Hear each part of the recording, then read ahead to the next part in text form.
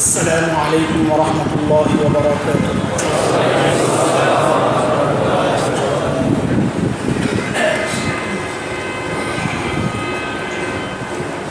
الحمد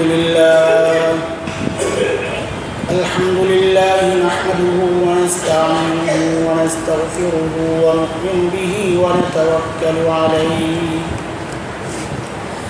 ونعوذ بالله من شرور أنفسنا ومن سيئات أعمالنا.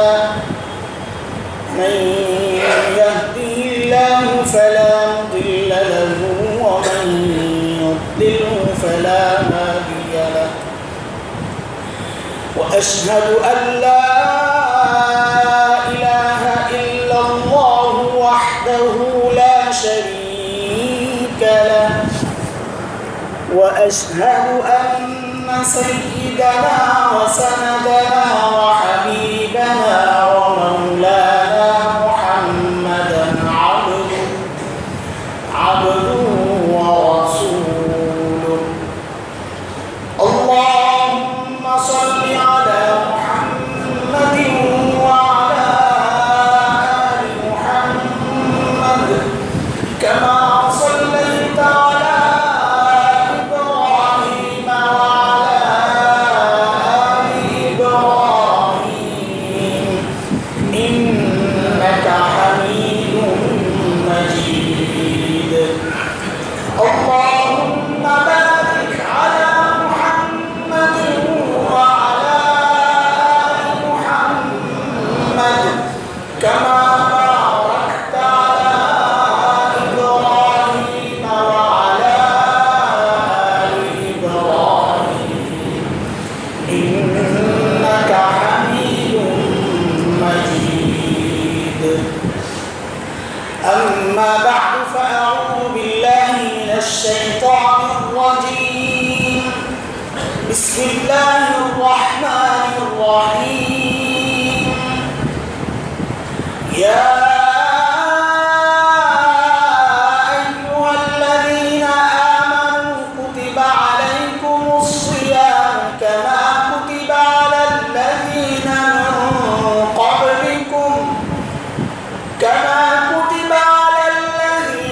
من قبلكم لعلكم تتقون.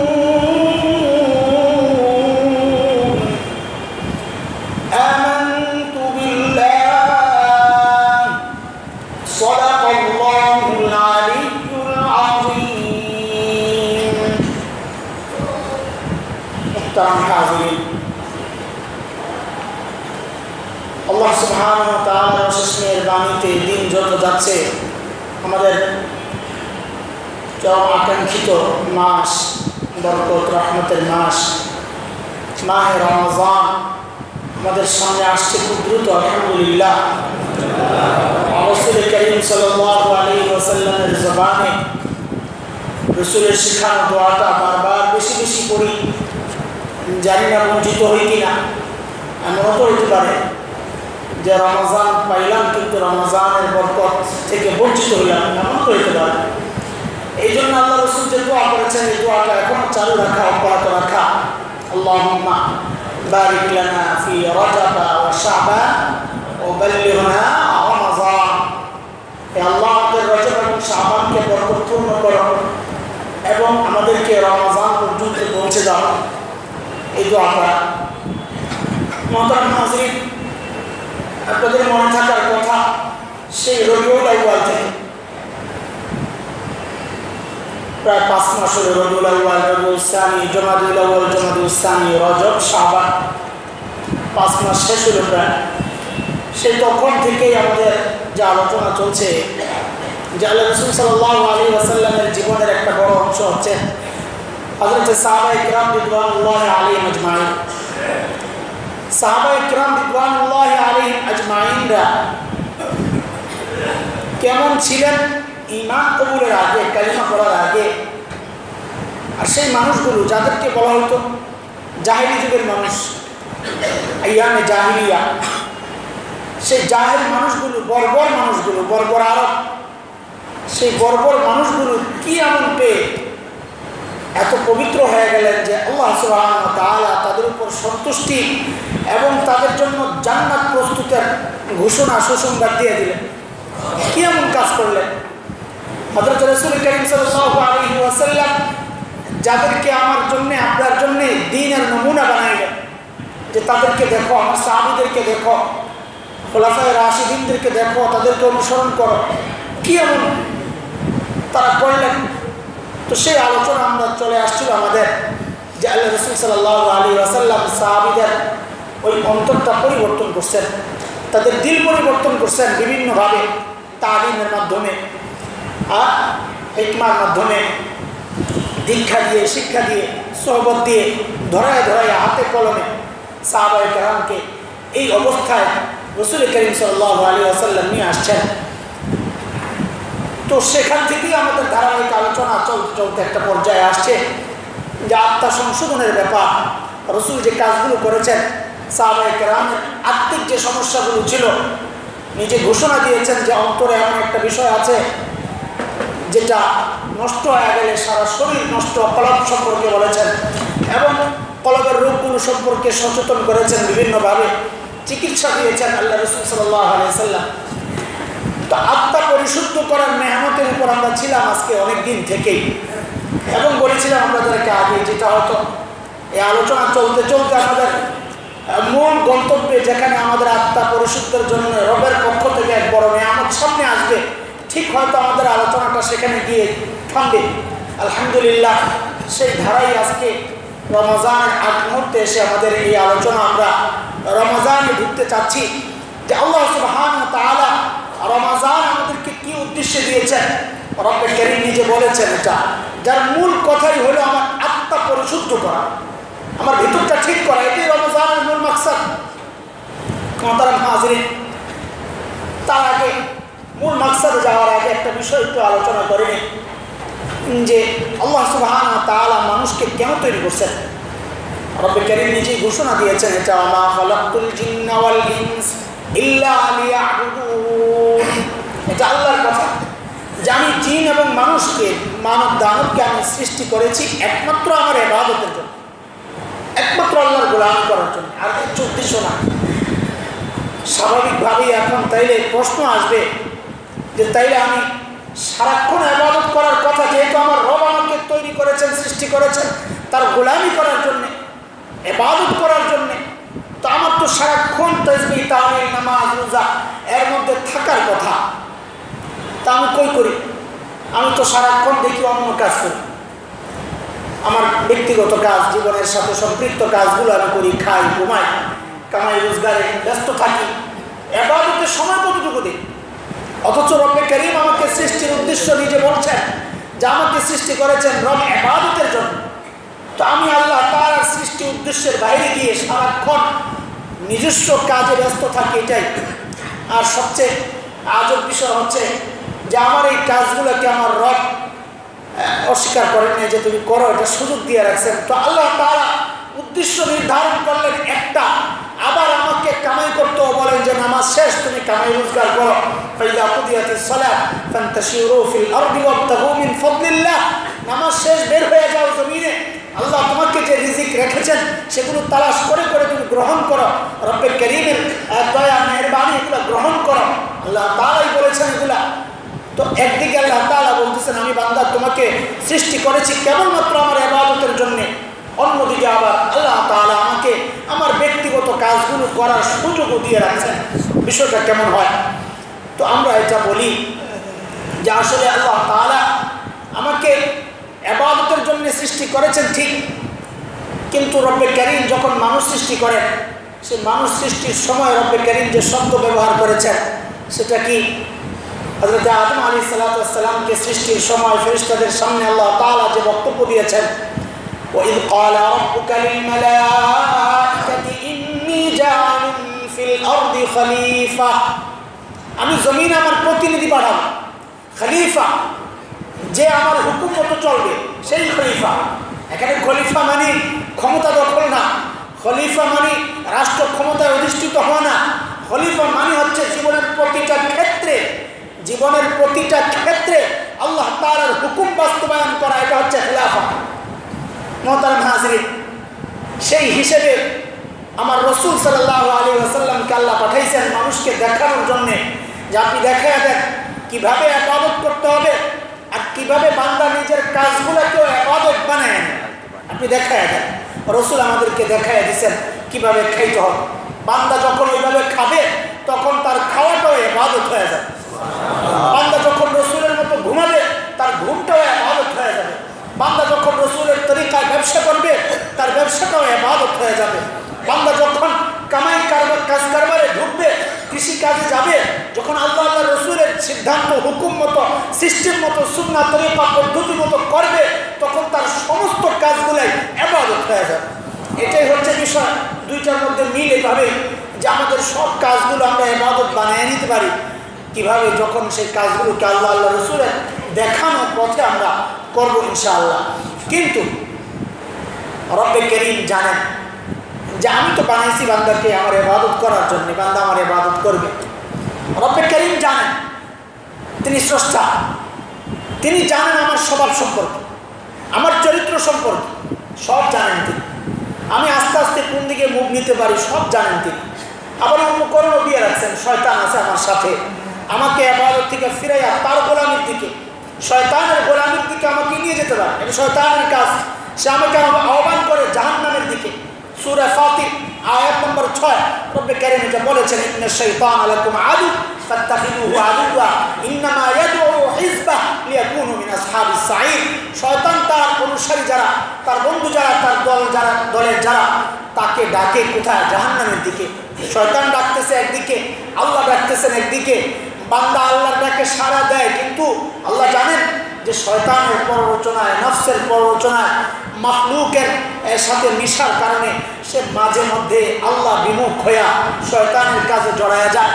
তার আত্মার মধ্যে জং পড়ে, তার কলবের মধ্যে জং পড়ে, তার ইমানের মধ্যে সমস্যা তৈরি হয়, নূর কমে যায়। এটা আল্লাহ তাআলা জানেন বলেই রব্বে কারীম একটা সার্ভিসিংয়ের ব্যবস্থা করছেন। যে কোনো পার্টসের সার্ভিসিং হয়, গাড়ির সার্ভিসিং হয়, 1 বছর পর পর সার্ভিসিং করাইলে মেশিনটা ভালো থাকে। রব্বে কারীম আমাদের সামনে এমন একটা মাস আমাদেরকে উপহার দিয়েছেন, এটা আল্লাহর বড় নিয়ামত। রমাজান যেন কেউ বোঝা মনে না করে। রমাজান এটা আল্লাহর পক্ষ থেকে বান্দার জন্যে এক বড় নিয়ামত। আলহামদুলিল্লাহ, আলহামদুলিল্লাহ। যেই নিয়ামত পেয়েছি আমরা, সুযোগ পেয়েছি ফ্রি সার্ভিসিংয়ের সুযোগ পেয়েছি রব্বে কারীমের পক্ষ থেকে, যে সারা বছর আমার রব আমাকে যে উদ্দেশ্যে তৈরি করেছিলেন সেই উদ্দেশ্যে আমি না থেকে আমি যখন শয়তানের সহযোগী হয়েছি, আমি যখন তাগুতের সহযোগী হয়েছি, আমি যখন আল্লাহর বিরুদ্ধে কাজ করেছি, আল্লাহর সিদ্ধান্ত হুকুমের বিরুদ্ধে কাজ করেছি, আমি আস্তে আস্তে আমার ঈমান দুর্বল হয়ে গেছে, আমার আখলাক নষ্ট হয়ে গেছে, আমার আকীদা বিশ্বাস নষ্ট হয়ে গেছে, আমার কলবের মধ্যে কালো দাগ পড়তে পড়তে সেটা কালো হয়ে গেছে।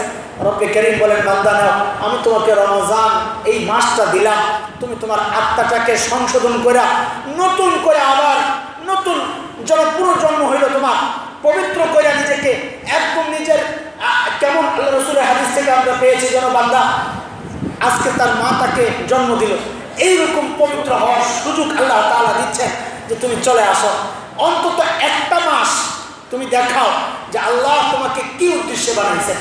এই জন্য বড়রা বলেন আমাদেরকে যে আমরা রমজানকে নানাভাবে আমরা রমজানকে গ্রহণ করি। কেউ মিছিল করে খোশ আমাদের আহলান সাহলান মারহাবান তয়্যিবা এটা বলে বলে রমজানকে আমরা স্বাগত জানাই।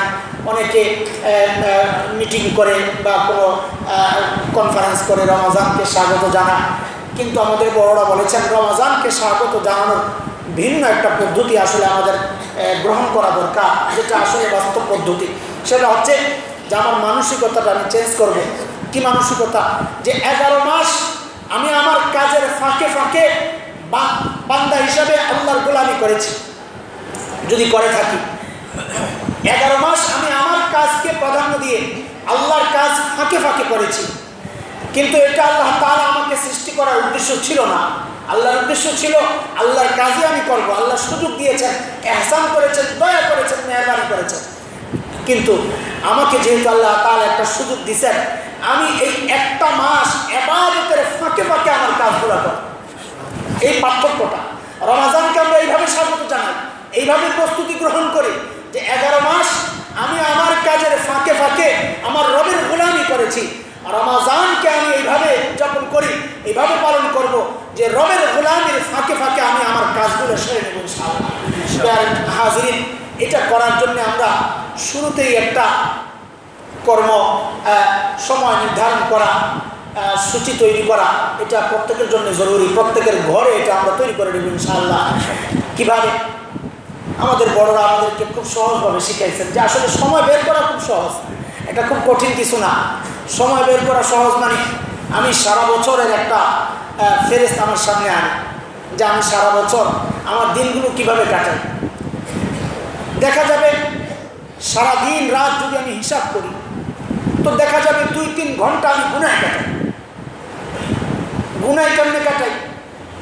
ওই খাওয়ার পর শুয়ে শুয়ে একটু টেলিভিশন দেখি, রাতে ঘুমানোর আগে যায় টক শো দেখি, খবর দেখি, আবে যাবে কত কিছু দেখি, সব দেখি।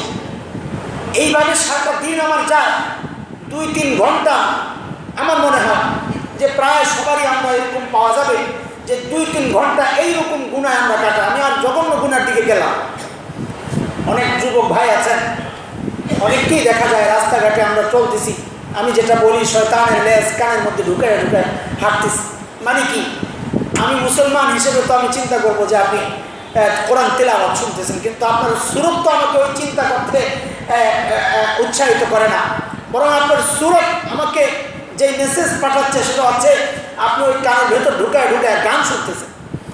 মোহতারাম হাজিরিন, এই রমজানটা এরকম হোক না, একটা মাস এরকম হোক না যে আমি এই পুরো মাসে কোনো গুনাহ করবো না ইনশাআল্লাহ। এই প্রতিজ্ঞা করে আমার রমজানকে আমরা গ্রহণ করি। রমজানের প্রস্তুতি এটা এইভাবে করি যে প্রতিদিন আমি 3 ঘন্টা হিসাব করলে পাবো। আমি নিজে নিজে হিসাব করে নেই, আমি 3 ঘন্টা বললাম আনুমানিক, কারো 5 ঘন্টাও হইতে পারে, কারো 2 ঘন্টাও হইতে পারে, কারো 1 ঘন্টাও হইতে পারে, আবার কারো আলহামদুলিল্লাহ আলহামদুলিল্লাহ এমনও হইতে পারে। আল্লাহ বান্দা, দুনিয়ায় এমন বান্দাও থাকতে পারে যার একটা মুহূর্ত গুনায় কাটে না। সুবহানাল্লাহ বিহামদি। বহু বুজুর্গ এরকম আছে নিশ্চয়ই যে আল্লাহ তাআলার ফেরেশতারা, গুনার ফেরেশতারা বেকার বসে আছে, গুনাহ লেখার কোনো সুযোগই পায় না। আল্লাহ তাআলার ওই সমস্ত বান্দাদের উসিলায় তো আমরা খাচ্ছি, আমরা থাকছি দুনিয়া। এখনো আল্লাহ তাআলা দুনিয়াকে এখনো ঠিক রেখেছেন। মুহতারাম হাজিরিন, আমরা যারা আছি গুনাহগার বান্দা, আমার নিজের কথা বলি, হিসাবটা করে নেই যে আমি প্রতিদিন কত ঘন্টা নষ্ট করি যেগুলো দিনের কাজ না। আমি তো গুনাহ মনে করি গান শুনলে, আমি তো গুনাহ মনে করি মদ খাইলে, শরাব খাইলে, নামাজ না পড়লে, আরও বেকার সময় নষ্ট যেগুলো করি এগুলোও। আমি যে টেলিভিশনের সামনে অযথা বসে আছি, বসে বসে খেলা দেখতেছি, এটাও এক ভয়ঙ্কর গুনাহ, ভয়ঙ্কর গুনাহ। উম্মতকে আল্লাহ তাআলার গোলামি থেকে নষ্ট কাজের মধ্যে শয়তান ব্যস্ত রাখতেছে। আমরা এগুলো এখন উপলব্ধি করতেছি। তো আমি আমার কমপক্ষে 3টা ঘন্টা এরকম ব্যয় করতে পারি যে আমি গুনাহ করতাম। তো আমি প্রতি 24 ঘন্টায় যদি 3টা ঘন্টা ব্যয় করতে পারি যে আমি গুনাহ করতাম, আমি এই রমজান মাস একটা মাস আমি কোনো গুনাহ করব না, তাইলে আমি 3টা ঘন্টা পেয়ে গেলাম ফ্রি, 3 ঘন্টা পাইলাম। এই 3 ঘন্টায় আমি ইবাদত করি অতিরিক্ত। যেই 3 ঘন্টা আমি গুনাহ করতাম, এই 3 ঘন্টায় ইবাদত করি অতিরিক্ত, 3 ঘন্টা পাইলাম। একটু হিসাবটা খুব সহজে মিলাই। আচ্ছা, আমরা জায়েজ কাজ যেগুলো করি সেগুলোর মধ্যে কি আছে? সেগুলোর মধ্যে ঘুম আছে, খাওয়া আছে, বাজার করা আছে, দোকানপাটে আসা আছে। যদি খাওয়াটা ধরি, খাওয়া ধরলে স্বাভাবিকভাবে দেখা যায় আমাদের সামনে 4 বার খাওয়া সামনে আসে, স্বাভাবিকভাবে কম বেশ হতে পারে। সকালে নাস্তা, দুপুরে খাবার, বিকেলে একটু চা, আবার রাতে খাবার, এই 4 বার আমার সামনে খাবার আসে। প্রত্যেক খাবারের পেছনে যদি আমার আধা ঘন্টা করে সময় যায়, তাহলে 4 বার আমার 2 ঘন্টা সময় গেল। তো রমজানে অটোমেটিক আমি আধা ঘন্টা পেয়ে যাব, কারণ রমজানে সর্বোচ্চ 3 বার আমার সামনে খাবার আসবে। সাহরি, ইফতার, রাতের খাবার, কেউ রাতের খাবার না খাইলে 2 বার আসবে। অটোমেটিক আমার সামনে খাবার আসার যে কয়েকবার আসে অন্য সময় অটোমেটিক 1 বার কমে যাবে, কমপক্ষে 1 বার কমে যাবে। আচ্ছা, কমপক্ষে যদি 1 বার কমে যায়, এটা আপনাদের কথা।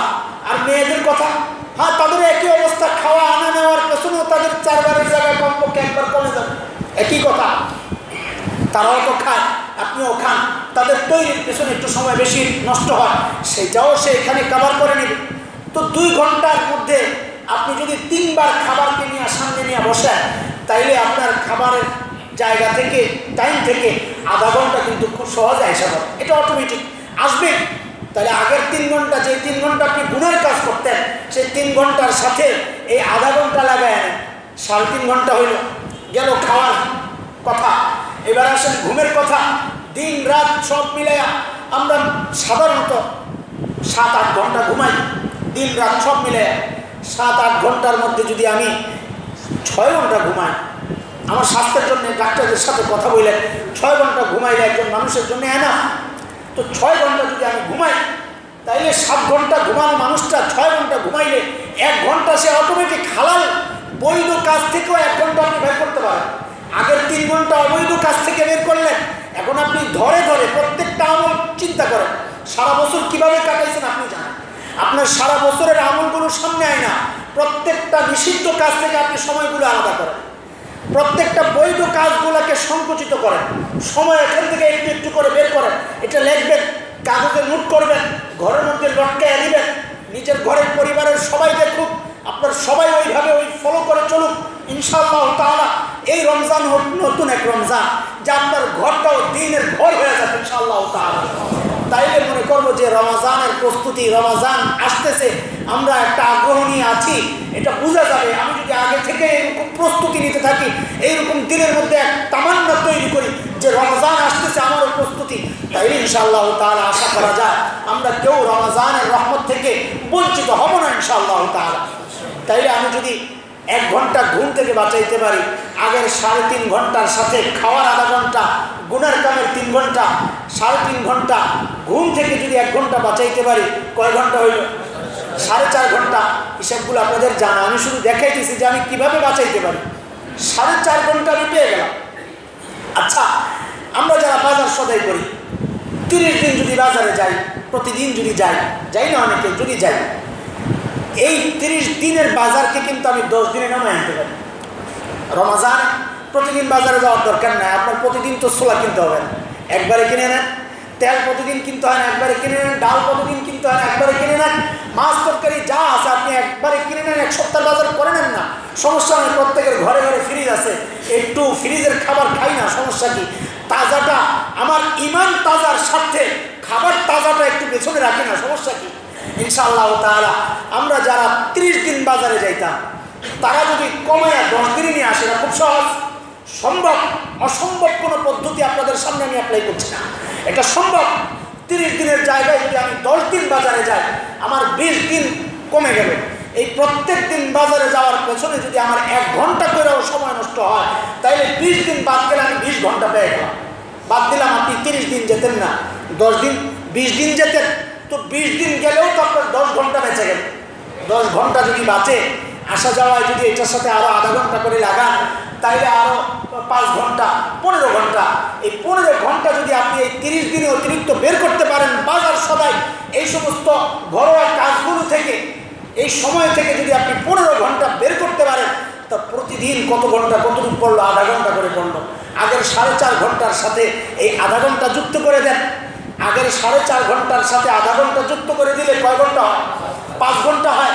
এই 5 ঘন্টা আপনি একদম অবৈধ কাজ এবং বৈধ কাজ যেগুলো, এগুলো থেকে ইচ্ছা করলে বের করতে পারেন 5 ঘন্টা, এটা কোনো ব্যাপার না, কোনো বিষয় না, ঠিক আছে।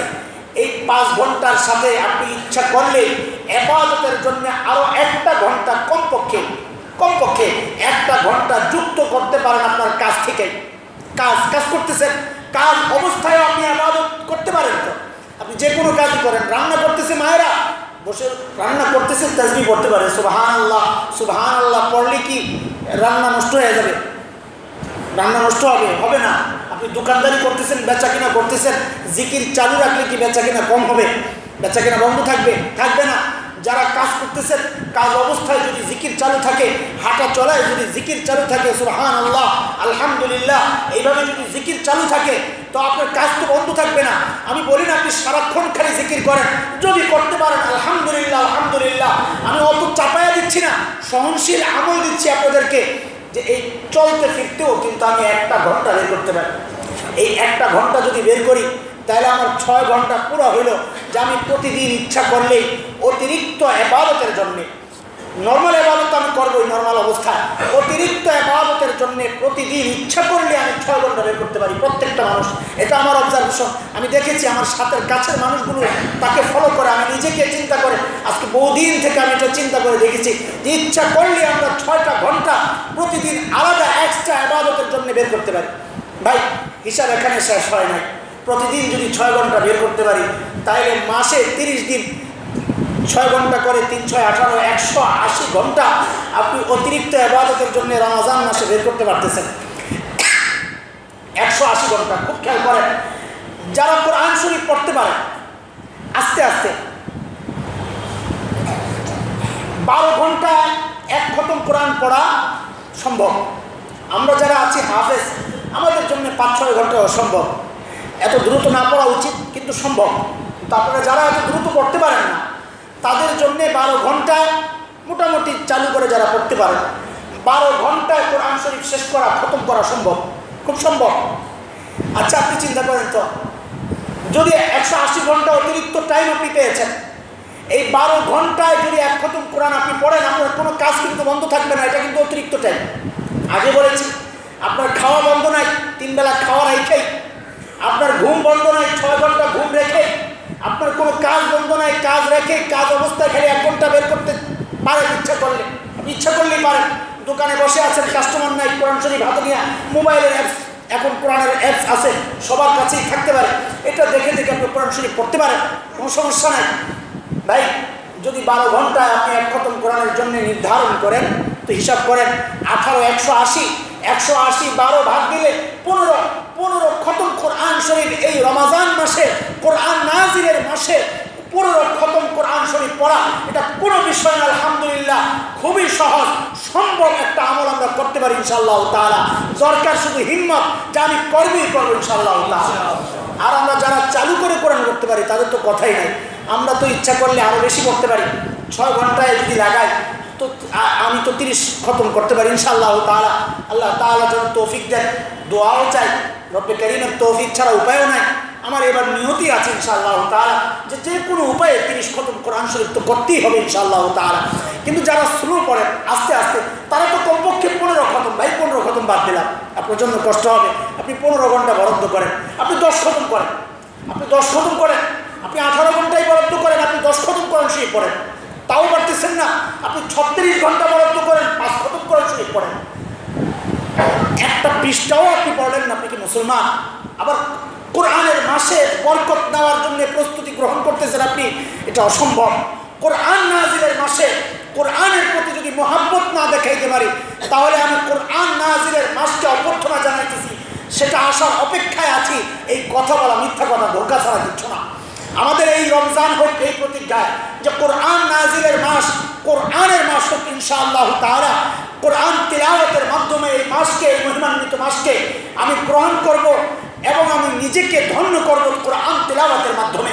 এটা যারা তিলাওয়াত জানি তাদের জন্যে, যারা তিলাওয়াত জানি না আমি আপনাদের দায়িত্ব নিলাম, ইনশাআল্লাহ তাআলা। আমি প্রস্তুত, এই 180 ঘন্টা যদি আপনি আমাকে দেন, আমি আপনার সাথে ওয়াদা করলাম ইনশাআল্লাহ, আপনি আমাকে পুরো মাসে 180 ঘন্টা দেন, আমি আপনাকে কোরআন শরীফ শুদ্ধ করে পড়ানোর ব্যবস্থা করে দেবো ইনশাআল্লাহ। কিন্তু আপনি আমাকে 180 ঘন্টা দেন, এই 30 দিনে 6 ঘন্টা করে 180 ঘন্টা আপনি আমাকে দেন, তো আপনার মধ্যে কেন এটা জাগে না যে কোরআন নাজিলের মাসে আমার মতো পুরো কবল দুর্ভাগা মানুষ কে আছে যে আমার রবের কালাম আমি পড়তে পারি না? আমার রবের কাছে কি জবাব দিব? আমার রব যদি জিজ্ঞেস করেন যে তোমার কাছে আমি একটা চিঠি পাঠাইছিলাম, কোরআন আল্লাহর কাছে নালিশ করবে, রসুল নালিশ করবে, আল্লাহ আপনার বান্দারা আমাকে ছেড়ে রাখছে। আল্লাহ হেফাজত করুন, কোরআন যেন আমাদের বিরুদ্ধে নালিশ না করে। এই রমজান হোক, কোরআন আগামী সপ্তাহে ইনশাআল্লাহ আলোচনা আসবে, কোরআন আল্লাহর কাছে সুপারিশ করে, কোরআন যেন আমাদের বিরুদ্ধে নালিশ না করে। ভাই কোরআন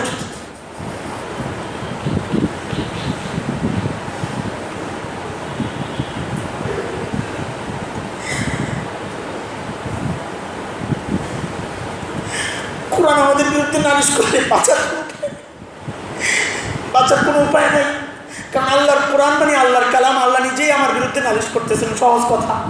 আল্লাহর কালাম আল্লাহ থেকে আলাদা সত্তা না, আল্লাহর সমস্ত গুণগুলো আল্লাহর সত্তার অংশ, আল্লাহর সত্তা থেকে আলাদা না। এই দাবির কারণে ইমাম আহমদ বিন হাম্বল রহমতুল্লাহ আলাইহিকে চাবুক মেরে মেরে তাকে জেলখানার মধ্যে বহু কষ্ট দেওয়া হয়েছিল ইমাম আহমদ বিন হাম্বলকে, শুধু এই কথার কারণে যে আল্লাহর কোনো গুণ, বিশেষ করে কোরআন আল্লাহর সত্তা থেকে আলাদা না, এটা আল্লাহর সত্তার অংশ। কোরআন আমার বিরুদ্ধে নালিশ করা মানে স্বয়ং রব্বুল আলামিন আমার বিরুদ্ধে দাঁড়ায় গেল হাসরের মাঠে। আল্লাহ যদি হাসরের মাঠে আমার বিরুদ্ধে দাঁড়ায় যায়, আমার যত আমল থাকুক আমার বাঁচার কোনো উপায় নাই। এই জন্য আসুন না এই রমাজানটাকে আমরা এইভাবে কবুল করি যে এই মাস কোরআন নাযিলের মাস।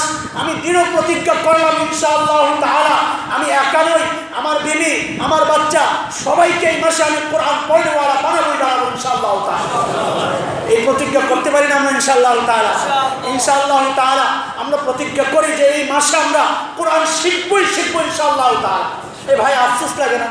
আফসোস লাগে না? আপনার রব আপনার কাছে একটা চিঠি পাঠাইছে, আপনি এটা পড়া দেখলেন না, একদিন পড়তে জানেন না আপনি, একদিন আজকে মোবাইলের কত জটিল জটিল ফাংশন আপনি শিখতেছেন, আপনার প্রয়োজন ছাড়াও শিখতেছেন, কম্পিউটারের জটিল জটিল বিষয় আপনি শিখতেছেন, অথচ আল্লাহর কালাম ওয়ালাকাদ ইয়াসসারনাল কুরআনা লিযিকর, আল্লাহ অভয় দিয়েছেন, অভয় বান্দা তুমি ভয় পাও না, আমি তো এটা নসিহত গ্রহণ করার জন্য, এমনকি তিলাওয়াতের জন্য আমি তো এটা সহজ করে দিছি, তুমি এই সহজ জিনিসটাকে গ্রহণ করলা না, কঠিন জিনিসকে গ্রহণ করলা। হায় আশ্চর্য লাগে। আমি এটা বলি, প্রায় জায়গায় বলেছি এই কথা, যে দুনিয়া আমাদের যে কি হইল, আজকে আমি জাহান্নাম কামানোর জন্য পয়সা খরচ করি, আমি ক্লাবে যাই, গাড়ির প্রোগ্রামে যাই, টিকিট কেটে যাই, আমি জানি এই পয়সা দিলে আমার জাহান্নাম অবধারিত, আমি টাকা দিয়ে জাহান্নাম কিনতে প্রস্তুত, মসজিদের দরজাগুলো খোলা থাকে, নামাজে আসলে কোনো টিকিট লাগে না, টিকিট ছাড়া আমি জান্নাত কিনতে পারি। হায় আফসোস মুসলমান, আমি টিকিট কাইটা টাকা খরচ করে জাহান্নাম কিনতেছি। আল্লাহ তাআলা আমাকে ফ্রিতে জান্নাত দিতে চান, সেই জান্নাত নিতে আমি প্রস্তুত না। আমার মাথার মধ্যে যে কি ঢুকাইলো শয়তান, আমার মাথাটা পুরো নষ্ট করে দিয়েছে, বরবাদ করে দিয়েছে। মোহতারাম হাজিরিন, এখন যদি এই প্রতিজ্ঞা না করেন, আপনার সন্তান খালি কোরআন না, কিয়ামতের মাঠে আল্লাহর সামনে আপনার সন্তানও আপনার বিরুদ্ধে নালিশ করবে। আল্লাহ আমাকে শিখায় না, আল্লাহ আমাকে শিখায় নাই, ইন্না আতানা সাদাতানা ওয়া কুবারানা ফাআদাল্লুনা আস-সাবিলা রব্বানা আতিহিম বিআফাইন মিনাল আযাব ওয়াল আনহুম লা'নান কাবীরা। আল্লাহ আমরা তো বড়দের অনুসরণ করছি, তারা আমাকে ইংলিশ মিডিয়ামে পাঠাইছে, আমি সেখানে গেছি, আমি মাদ্রাসায় যাই নাই। আমাকে গান শিখতে পাঠাইছে, আমি সেখানে গেছি, আমি কোরআন শিখি নাই। আমাকে খেলা শিখতে পাঠাইছে, আমি খেলা শিখেছি, আমি কোরআন শিখি নাই। আমাকে ওই বুলবুল ললিত কলা একাডেমিতে পাঠাইছে, সেখানে আমি রবীন্দ্রসঙ্গীত শিখেছি, নজরুল সঙ্গীত শিখেছি, বিভিন্ন ডান্স শিখেছি, আমি কোরআন শিখি নাই। আল্লাহ আমার দোষ নাই, আমাকে যারা পরিচালনা করেছে তাদেরকে ধরেন, তাদেরকে ডাবল শাস্তি দেন। তারা কেন দুনিয়ায় আমাকে শিখাইল না? আমার শাস্তিও তাদেরকে দেন, তাদের শাস্তিও তাদেরকে দেন। অন্য আয়াতে আছে, রব্বানা আরিনাল লাযী আদাল্লানা মিনাল জিন্নি ওয়াল ইনস নাজআলহুমা তাহতা আকদামিনা ইয়াকুনা মিনাল আসফালিন। আল্লাহ যারা আমাদেরকে পথভ্রষ্ট করেছে মাওলা, এই এদেরকে আমাদেরকে দেখায় দেন মাওলা, দেখায় দেন। আমরা তাদেরকে পা দিয়ে পাড়াইতে চাই, পা দিয়ে দলতে চাই। আল্লাহ আপনার সন্তান আল্লাহর কাছে আপনার বিরুদ্ধে নালিশ করবে, অন্তরে একটু ভয় জাগে না? একটুও ভয় জাগে না? মুসলমান, খুব দ্রুত পরিবেশ নষ্ট হয়ে যাচ্ছে, খুব দ্রুত আমরা দেখতেছি। আগে ঘরে ঘরে মানুষ কোরআন তেলাওয়াত পড়তো, এখন পড়া থাকদূরের কথা পড়তে পারেও না, জানেও না। মুসলমানের সত্তা আফসোস লাগে, কষ্ট লাগে। মুসলমান, তুমি সব শিখতে পারলা আর আল্লাহর কালাম শিখতে পারলা না, যার প্রতিটা অক্ষর রাসূল বলেছেন, প্রতিটা অক্ষরে অক্ষরে আল্লাহ সুবহানাহু ওয়া তাআলা 10টা নেকি তোমাকে দিবেন। সুবহানাল্লাহ, আল্লাহু আকবার। প্রতিটা অক্ষরে 10টা নেকি, চিন্তা করা যায়, প্রতিটা অক্ষরে। আর রমাজানে সেটা বাইরে 70 গুণ বেড়ে যাবে ইনশাআল্লাহ তাআলা। রাসূল বলেছেন রমাজানে সেটা 70 গুণ বেড়ে যাবে ইনশাআল্লাহ তাআলা। তাইলে আমার 10-এর সাথে 70 গুণ দিলে 700 গুণ, 700 নেকি প্রত্যেকটা অক্ষরে অক্ষরে আমি পাচ্ছি। রাসূল বলেন, হে আমার উম্মত, আলিফ লাম মিম কোরআনের প্রথম শব্দ। তুমি মনে করো না আলিফ লাম মিম একটা অক্ষর, না, আলিফ এক শব্দ, লাম এক শব্দ, মিম এক শব্দ। আলিফ লাম মিম পড়লা মানে তুমি 3 অক্ষর পড়লা, 3 অক্ষর মানে 3 × 30। রমজান উপলক্ষে সেটা বেড়ে 70 গুণ যখন বাড়বে, তখন সেটা কত চলে যাবে।